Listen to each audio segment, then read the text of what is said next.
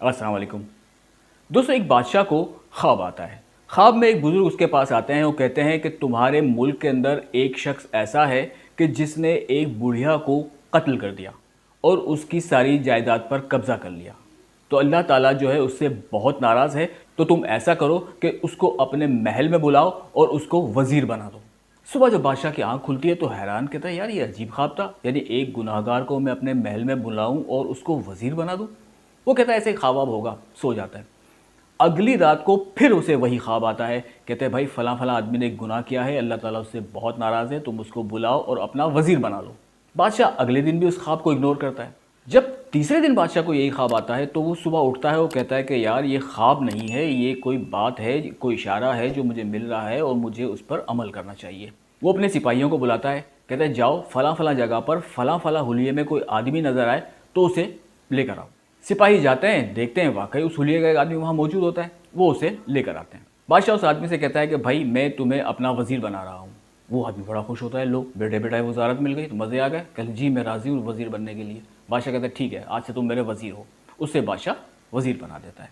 लेकिन बादशाह के दिल में ये एक खलिश सी रहती है कि यार इतना गुनाहगार था, एक बुढ़िया को कत्ल करके उसकी जायदाद पे कब्जा कर लिया, इसे तो सज़ा मिलनी चाहिए, उसे वज़ीर बनाने का हुक्म मिला है। खैर अल्लाह की कोई ना कोई मसलियत होगी इसके अंदर। वो सो जाता है। उस रात उसे एक ख्वाब आता है। वही बुजुर्ग उसके पास आता है,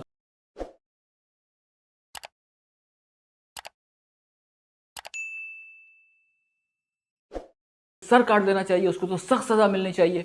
तो बुजुर्ग फरमाते हैं कि बेटा अल्लाह ताला इससे बहुत नाराज़ है, इसने एक बुढ़िया को नाहक कत्ल किया और उसकी जायदाद पर, उसकी ज़मीन पर कब्ज़ा कर लिया। तो अब उसे वज़ीर बनाने का हुक्म इसलिए दिया गया है कि कहीं ये तौबा ना कर ले, ये वापस ना पलट आए और अल्लाह को उसे माफ़ ना करना पड़े। इसलिए इसे वज़ीर बना दिया गया ताकि ये अपनी वज़ारत के मज़े लेता रहे और गुमराहियों में पड़ा रहे और इसी तरह इसकी मौत आ जाए और मरने के बाद फिर अल्लाह ताला उसे पकड़ेगा और उसे उसके किए की सज़ा देगा। अगर इसे इसी तरह छोड़ दिया जाता तो मुमकिन है कभी ये तौबा कर लेता और अल्लाह ताला को उसे माफ़ करना पड़ता। अल्लाह ताला नहीं चाहता कि इसे माफ़ करे, इसीलिए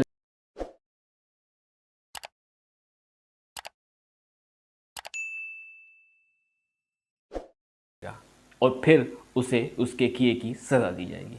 तो दोस्तों, अल्लाह की मसलियतें हैं, हमें समझ नहीं आती और हम यही समझते हैं कि यार ये बंदा गुनाह करने के बाद कितने मज़े कर रहा है और हम इतनी नेकियां करते हैं फिर भी मुसीबतों में, परेशानियों में।